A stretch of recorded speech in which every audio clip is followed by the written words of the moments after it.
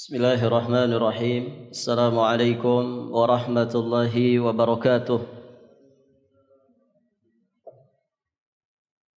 Innal hamdalillah nahmaduhu ta'ala wa nasta'inuhu wa nastaghfiruh wa nastahdihi wa natubu ilayh wa na'udzu billahi min syururi anfusina wa min sayyiati a'malina. من يهده الله فلا مضل له ومن يضلل فلا هادي له أشهد أن لا إله إلا الله وحده ربي لا شريك له وأشهد أن محمدا عبده ورسوله قال الله تعالى في كتابه الكريم يا أيها الذين آمنوا اتقوا الله حق تقاته ولا تموتن إلا وأنتم مسلمون أما بعد. Para hadirin jamaah salat zuhur rahimani wa rahimakumullah. Alhamdulillah, pada kesempatan ini insyaallah taala kita akan membahas risalah yang baru yang berjudul Tanbihat ala ba'di akhta'il musallin. Peringatan atas sebagian kesalahan orang-orang yang mengerjakan salat. Tulisan ini atau risalah ini, para jamaah yang dirahmati Allah, pada asalnya adalah sebuah tesis dari penulis, yakni Syekh Abdul Aziz bin Nasir Al-Musayyinid, yang berjudul Al-Qaulul Mubin fi Ma'rifati ma yahummu al-muslimin al-musallin. Al-Qaulul Mubin fi Ma'rifati ma yahummul musallin.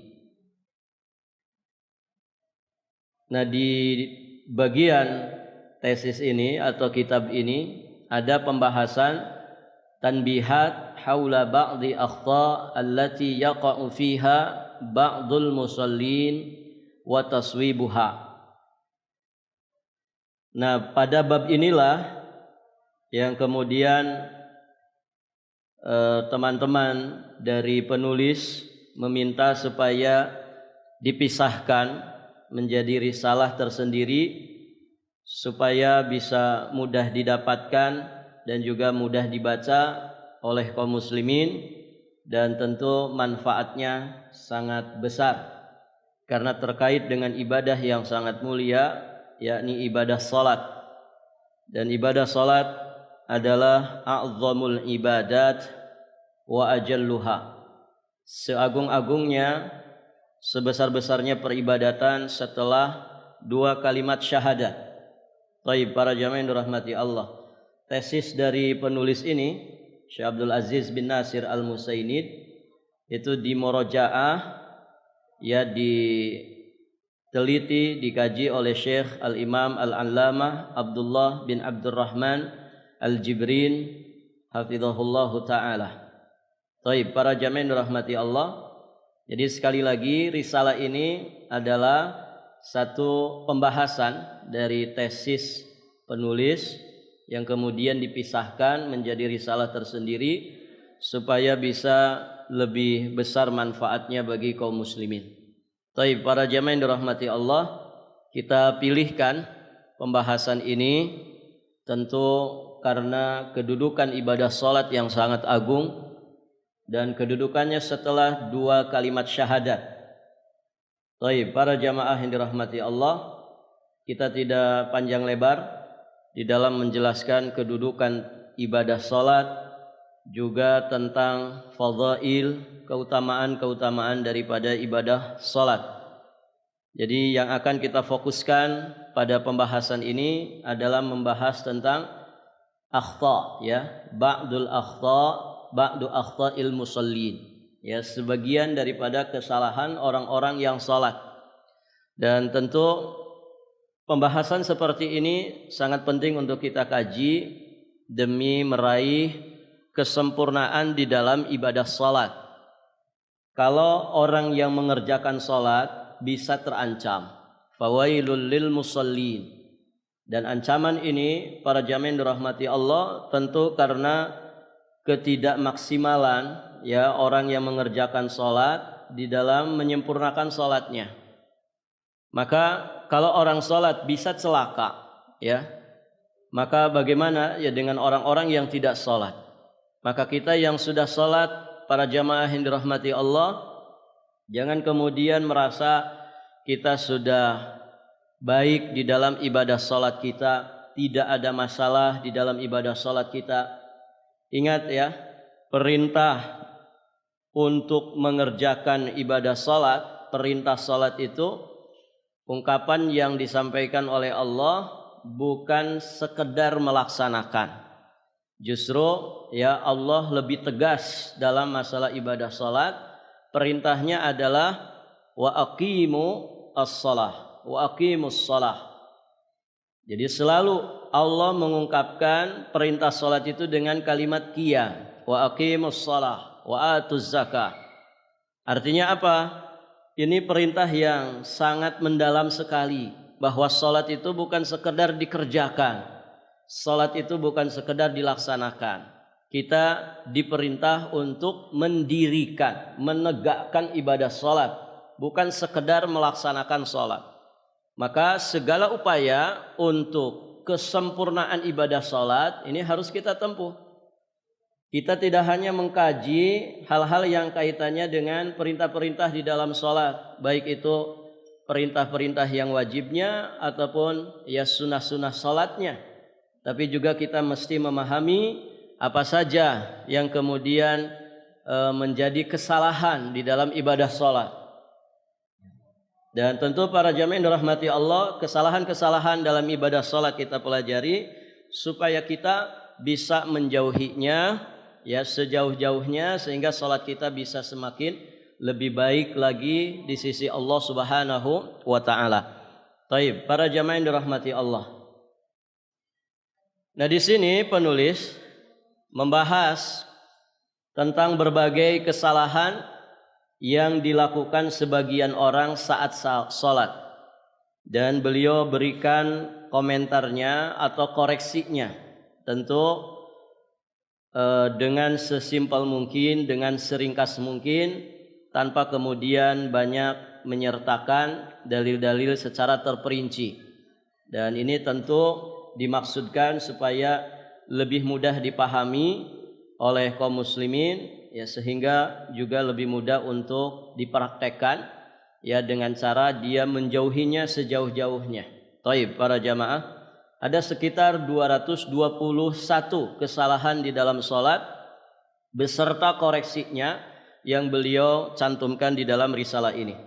Yang pertama, para jamaah yang dirahmati Allah, beliau sampaikan termasuk di antara kekeliruan di dalam ibadah salat adalah talaffuz bin niyah. Talaffuz bin niyah, yakni melafazkan niat.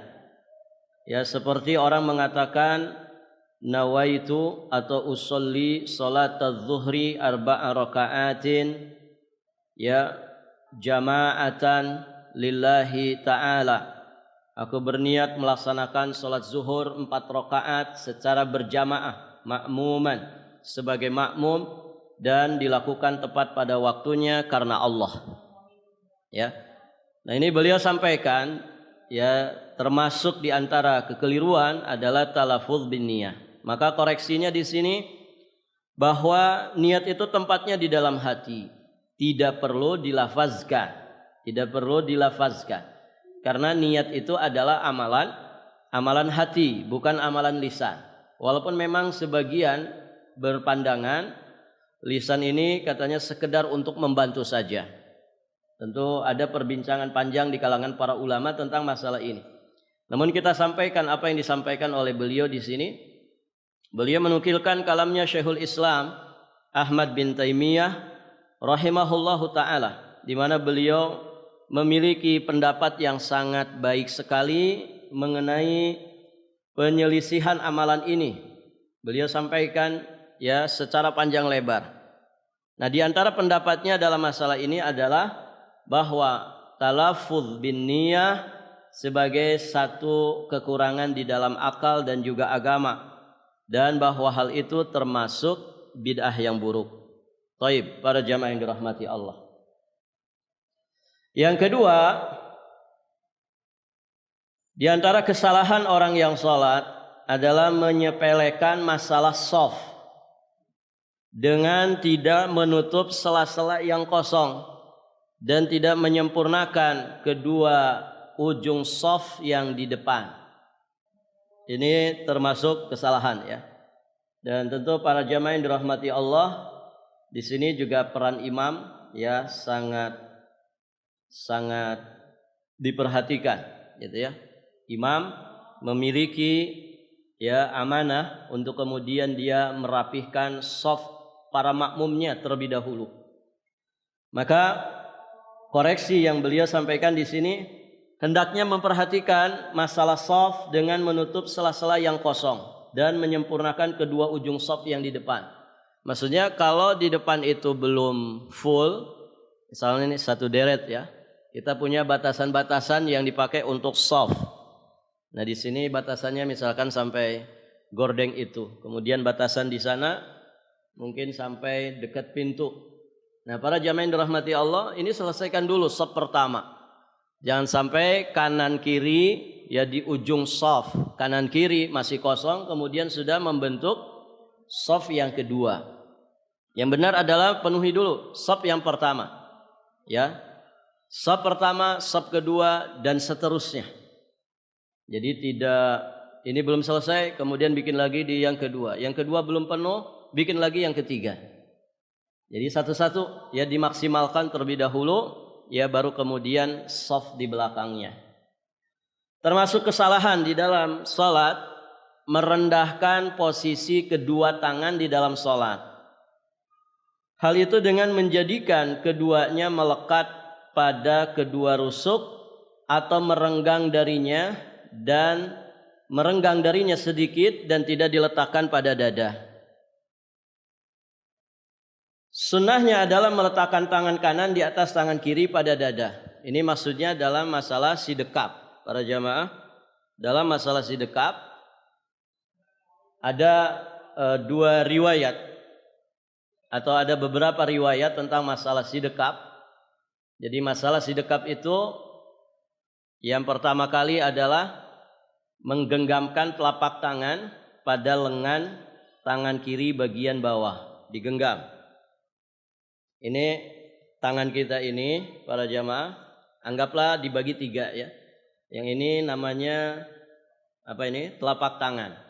Ada telapak tangan bagian dalam, ada bagian luar. Nah, bagian luar ini lebih dikenal dengan punggung telapak tangan. Ini bagian dalam telapak tangan. Nah, ini pergelangan tangan, begitu ya. Nah, ini lengan bagian bawah. Yang ini lengan bagian bawah. Kemudian yang dari siku sampai nyambung ke bahu, ini namanya lengan bagian atas. Taruhlah dibagi tiga lengan ini. Maka cara bersidekap datang riwayatnya dalam beberapa riwayat. Para jamaah yang dirahmati Allah, pertama dengan cara menggenggamkan telapak tangan kanan ke lengan kiri bawah. Begini ya. Digenggam. Boleh juga digenggam pada ujung lengan kiri bawah, digenggam ini pergelangannya. Jadi bisa seperti ini, bisa juga seperti ini. Taib. Cara yang ketiga bukan dengan genggaman, tapi dengan menempelkan telapak tangan kanan, ya, telapak tangan kanan bagian dalam ketiga anggota dari tangan kiri, yakni punggung dari telapak tangan kiri, kemudian pergelangan dan lengan kiri bawah, ditempelkan seperti ini. Jadi ini seperti ini ditempelkan saja. Nah, ini juga datang riwayatnya. Ditempelkan. Jadi bisa dengan genggaman, ya, bisa juga dengan sekedar ditempelkan. Tiga cara ini semuanya datang riwayatnya ya dari sahabat Nabi Shallallahu Alaihi Wasallam yang melihat ya salatnya Rasulullah Shallallahu Alaihi Wasallam. Kemudian ya diletakkan di mana? Di dada. Di dada. Jadi bukan di bawah pusar, bukan juga pas pusar di perut. Ya, yang benar itu para jamaah yang dirahmati Allah di dada. Mana dada ini? Dada yang mana? Di sini kah? Atau di mana? Kalau begini ini di dada bukan? Ini kan lumrahnya orang sholat begini ya. Ini dada bukan? Hah? Nah, kalau yang seperti ini, afwan, antum itu di dada bukan? Kurang. Barakallahu fikum. Jadi yang disebut dada yang mana? Hah? Ya, dada itu batasannya tulang rusuk. Antum ada tulang rusuknya? Coba dipegang tulang rusuknya. Kalau yang langsing gampang megangnya. Taib, para jamaah. Nah ini ya, ini batasan dada. Berarti kalau antum menyimpan di sini, ini masih di dada enggak? Masih, karena masih di tulang rusuk. Ini dada bagian bawahnya. Ya, di sini masih bisa, di sini bisa, para jamaah. Kalau di sini, ini leher. Taib. Jadi bukan di sini. Nah, sebagian orang sholat di sini, kayak mau nyekek lehernya sendiri. Ya. Jadi ya wajar saja, sewajarnya di sini. Bisa di sini atau rada naik dikit tidak masalah. Tapi di sini ini masih bagian dada. Nah, kalau di bawahnya itu perut. Ya. Sebagian orang ada yang lebih bawah lagi. Di bawah pusernya, gitu ya. Kayak orang enggak niat salat gitu. Baik, para jamaah. Dan kalau ada orang salatnya model seperti itu, ini tidak enak dipandang. Kesannya ini orang males sholat. Ya tidak ikhwan? Coba kalau ada orang sholat begini. Ikhwan ya. Begini. Ini kesannya apa? Artinya dari sisi tampilan saja tidak enak dipandang. Begini. Kesannya ini orang kayak males sholat. Ya tidak? Tapi coba kalau di sini. Jadi kaifiat sholat yang diajarkan oleh Nabi Shallallahu Alaihi Wasallam tentu itu adalah wahyu dari Allah. Ini dari sisi zahirnya gerakan-gerakannya itu cakep banget, menggambarkan orang yang begitu khusyuk, menggambarkan ketenangan, ya, dan menggambarkan gerakan-gerakan yang sigap bahwa dia sedang serius menghadap sesuatu, begitu ya. Dari mulai tata cara takbir, dari mulai cara bersidekap, bagaimana dia ngangkat tangan lagi ketika takbir intiqal, kemudian posisi ruku, i'tidal, sujud, duduk di antara dua sujud, sampai kepada duduk tasyahud dan terakhir salam, semuanya adalah gerakan-gerakan yang sangat indah. Begitu ya. Dan para jamaah yang dirahmati Allah, di masa-masa sekarang ini banyak kemudian pengkajian tentang ajaibnya gerakan-gerakan sholat. Ternyata semuanya manfaat untuk kehidupan jasmani manusia. Walaupun sesungguhnya ketika tidak ada penemuan itu, ya, dari awal semenjak disyariatkannya ibadah sholat, seorang mukmin yakin tanpa ragu sedikit pun bahwa ibadah ini pasti manfaat untuk dunianya dan juga pasti manfaat untuk akhiratnya, untuk lahir dan juga batinnya. Nah itu para jamaah yang dirahmati Allah. Dan semua syariat seperti itu. Baik, para jamaah itu ya. Jadi sidekap itu disimpan di mana? Di dada. Tadi batasan dada sudah kita sampaikan. Jadi kalau orang di sini, maka ini masih di bagian dada, dada bagian bawah. Allahu a'lam bishawab. Berikutnya, kesalahan yang keempat, mengangkat kedua tangan sewaktu takbiratul ihram dengan menunjukkan sikap meremehkan, tidak peduli dan kurang mengagungkan Allah, kurang khusyuk, Sebagian orang yang sholat ada yang mengangkat kedua tangannya sejajar dengan pusarnya, dan sebagian yang lainnya ada di bawah itu. Baik, para jamaah. Padahal yang benar, yang disunahkan mengangkat kedua tangan itu di saat takbiratul ihram atau di saat takbir intikal, ya, takbir perpindahan dari satu gerakan ke gerakan berikutnya, itu setentang dengan apa ini? Dengan bahu atau setentang dengan telinga. Nah, sebagian orang para jamaah tidak sigap dalam masalah ini, ya. Cenderung dia itu meremehkan gerakan-gerakan sholat, seperti orang yang malas, seperti orang yang pada asalnya memang nggak doyan sholat, nggak mau sholat, kayak terpaksa, kayak menjadi beban yang begitu berat bagi dirinya, sehingga dia qamu ila sholati, ya, kusala. Idza qamu ila shalah qamu kusala. Apabila mereka berdiri untuk salat, mereka berdiri penuh kemalasan. Itu para jemaah. Jadi ngangkat tangan yang benar itu ini dihadapkan ke arah kiblat. Nih kedua telapak tangan kita. Tidak direnggangkan begini, juga tidak rapat begini. Sewajarnya. Ngadep ke kiblat. Ujung jari jemari tangan kita ngadep ke atas, diangkat setentang dengan bahu hadzwa mankibai atau setentang dengan telinga. Jadi mingkab dan uzun, ya. Setentang dengan bahu atau setentang dengan telinga. Berarti kalau di bawah itu tidak tepat. Ini keliru. Ya, sebagian orang enggak niat para jamaah. Ada yang apa namanya? Takbiratul ihram tuh ngangkat tangannya gini. Ya kan? Ini kelebihan. Ya, ada juga yang di sini. Jadi dia dibukanya di sini. Tadi disebutkan kan di pusernya. Ya. Kayak malas sholat. Ada yang terlalu berlebihan, ya, terlalu atas. Padahal simpel saja, gampang. Segini atau segini. Kemudian tidak ada syarat harus nempel ini. Sebagian orang mensyaratkan harus nempel. Ini apa ini?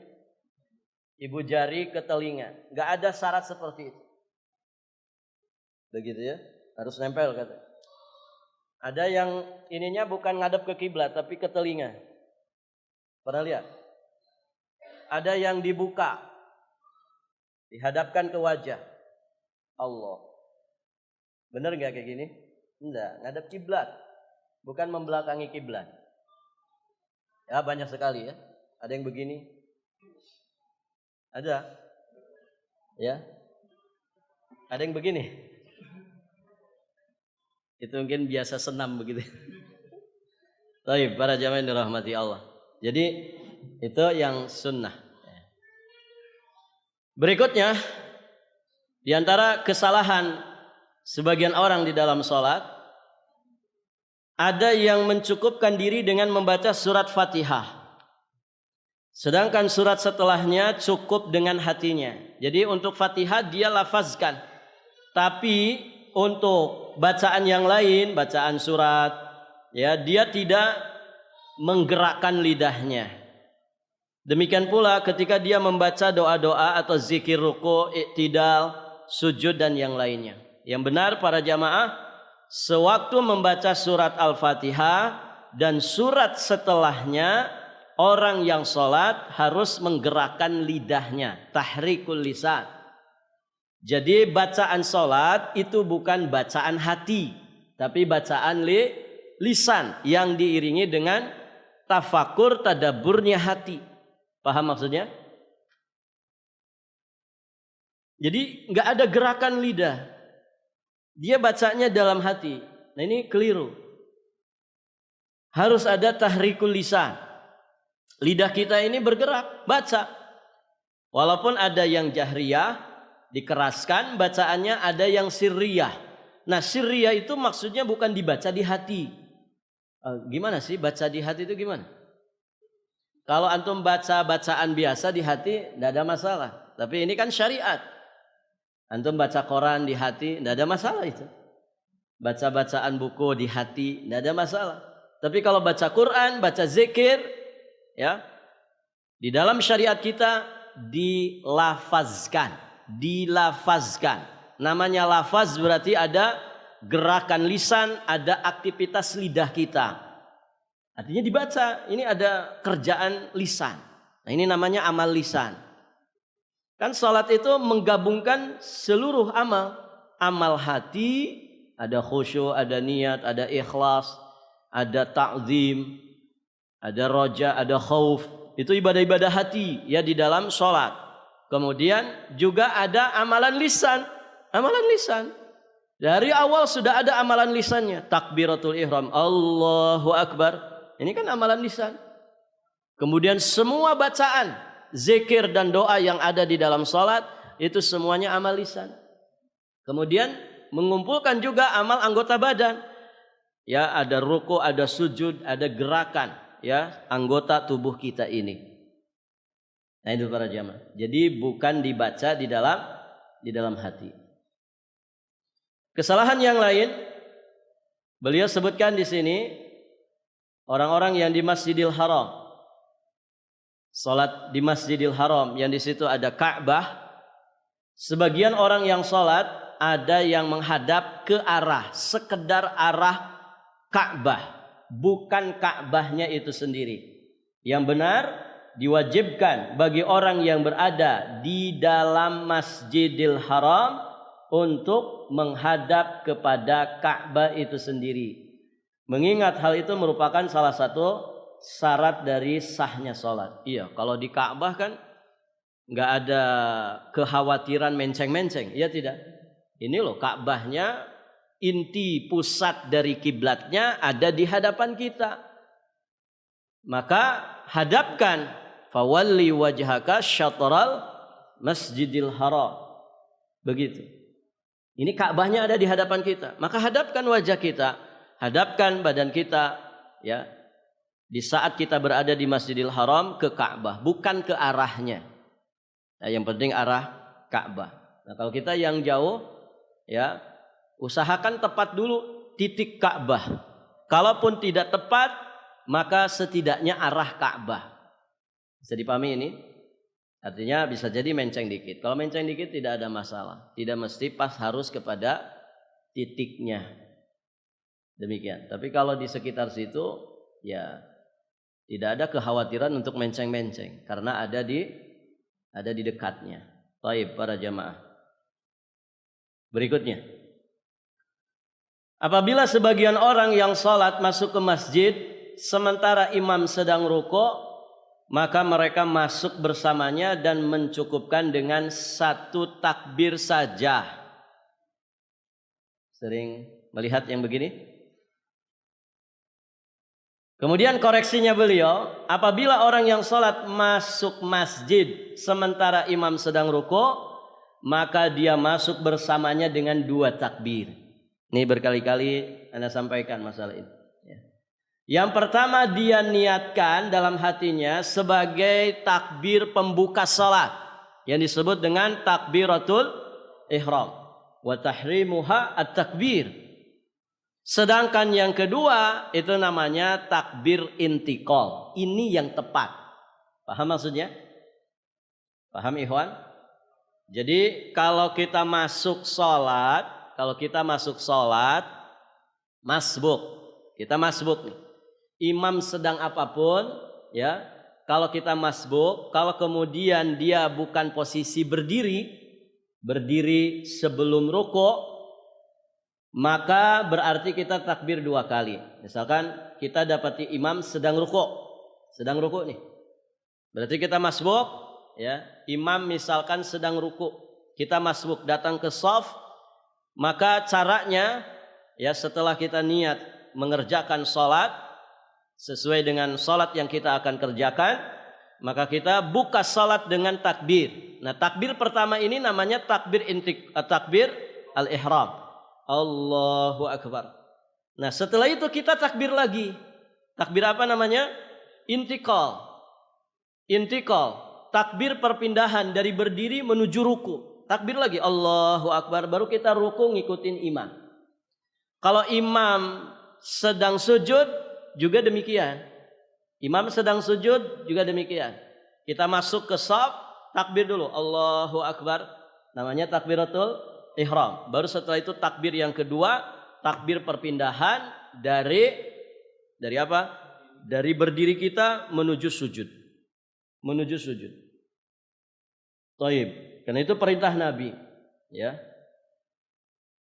Apapun yang kau dapati dari imam, maka ikutilah. Nah, ikutilah di situ tuh maksudnya setelah kita membuka sholat dengan takbiratul ihram. Ustaz, bagaimana kalau cuma satu kali saja?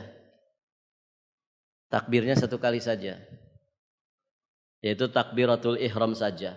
Boleh tidak? Sah tidak sholatnya? Dan kebanyakan orang begitu, ya.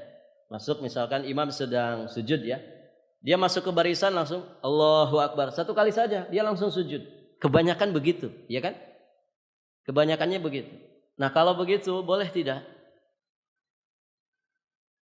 Boleh tidak, ikhwan? Salatnya sah enggak? Salatnya sah. Tapi kurang tepat karena dia melewat satu sunnah. Namanya takbir al-intiqal. Begitu, ya. Takbir intiqal itu hukumnya apa? Hukumnya apa, ikhwan? Sunnah, ya. Kalaupun tidak dibaca, para jamaah dirahmati Allah, tidak akan membatalkan salat. Barakallahu fikum. Namun tentu kita ingin yang sesuai dengan petunjuk. Maka kalau kita masbuk, berarti kita 2 kali takbirnya. Takbir pertama disebut dengan takbiratul ihram, pembuka salat. Takbir kedua itu takbir intiqal. Takbir perpindahan dari gerakan dari berdiri menuju ke posisi imam. Apakah dia sedang rukuk, ataukah dia sedang duduk, ataukah dia sedang sujud. Barakallahu fiikum. Baik, para jamaah, sampai di sini dulu pelajaran kita. 7 kesalahan sudah kita bahas beserta koreksinya. Nanti kita lanjut di kesalahan yang ke-8 di kesempatan berikutnya biidnillahi ta'ala wa taufiqihi wa inayatih. Barakallahu fiikum. Akhiru da'wana alhamdulillahi rabbil alamin. Baik. Minggu depan usahakan sudah ada kitabnya, ya. Dicari saja, insyaallah ini mudah mencarinya. Ini terjemahannya penerbit apa ini? Darul Haq, ya. Silakan dicari, ya. Dan insyaallah karena buku saku tidak terlalu mahal. Taib, para jamaah, ada pertanyaan tidak? Silakan.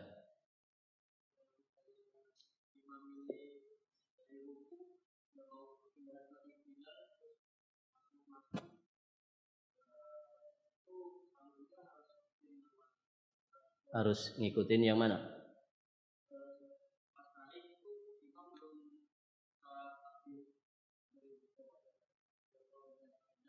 Iya. Barakallahu fikum. Tadi urutannya apa dulu? Ketika kita masbuk, masuk shaf. Masuk shaf dulu dengan baik dan benar. Gitu, ya. Jangan dari depan masjid, ya, sudah takbir gitu. Nanti jalan ke sini. Itu ada sahabat yang begitu, kemudian ditegur oleh Nabi, zadakallahu hirsan wala ta'ud. Ya, semoga Allah, ya, menambahkan semangat ibadah salat kepada dirimu, tapi jangan diulangi, gitu, ya. Maka yang benar, datang dulu ke shaf. Tergesa-gesa atau santai saja? Santai saja, berjalan sewajarnya. Bukan juga dilambat-lambat, bukan. Maksudnya sewajarnya saja jalan, tidak tergesa-gesa, gitu, ya. Karena nanti ini akan mengurangi kehusuan sholat. Karena kalau tergesa-gesa, apalagi ngejar rukuknya imam, itu dari wudhu saja sudah nggak konsentrasi. Mudah-mudahan bacaannya panjang, mudah-mudahan bacaannya panjang, gitu, ya. Itu masih wudhu aja udah bayangannya ke imam, gitu. Akhirnya lari-lari sampai di shaf pasti ngos-ngosan, gitu. Akhirnya susah mendapatkan kehusuan. Maka sewajarnya saja, datangi shaf sewajarnya. Buka dulu sholat dengan takbiratul ihram, Allahu Akbar. Nah, ketika selesai itu, lihat posisi imam ada di mana. Posisi imam sedang apa? Begitu ya.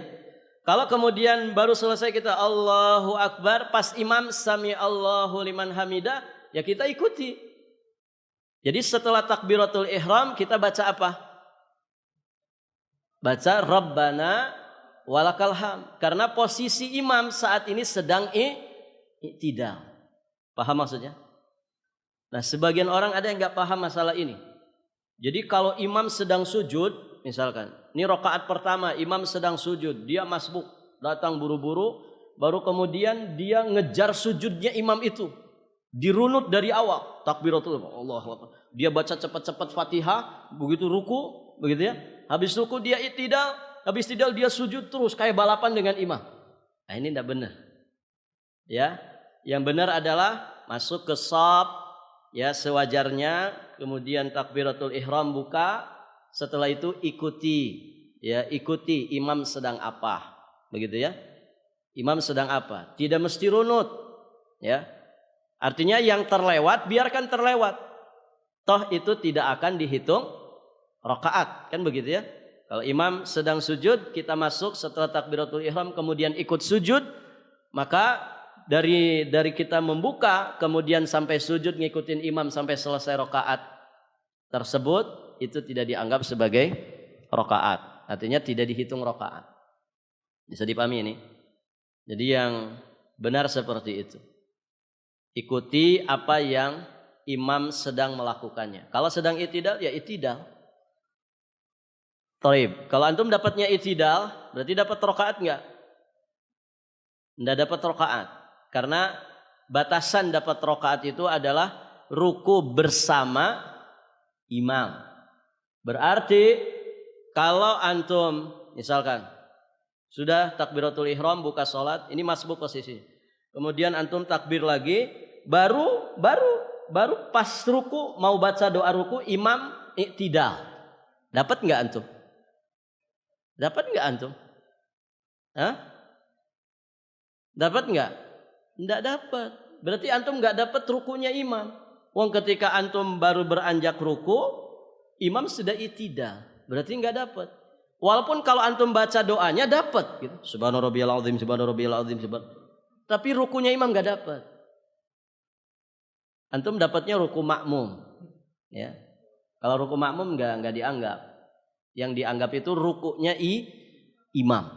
Kalau antum dapat rukunya imam, ya bisa baca doa ruku bersama imam, maka dapat. Begitu ya. Baik, para jamaah dirahmati Allah. Begitu ya, bisa dipahami. Ikuti imam, sedang apa dia ikuti.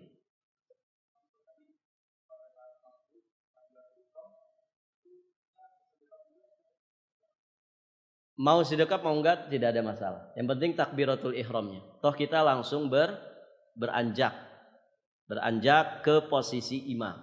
Jadi Allahu Akbar. Kalau imam sedang sujud langsung lagi Allahu Akbar, langsung sujud aja. Tidak ada masalah. Intinya takbiratul ihramnya itu. Ya.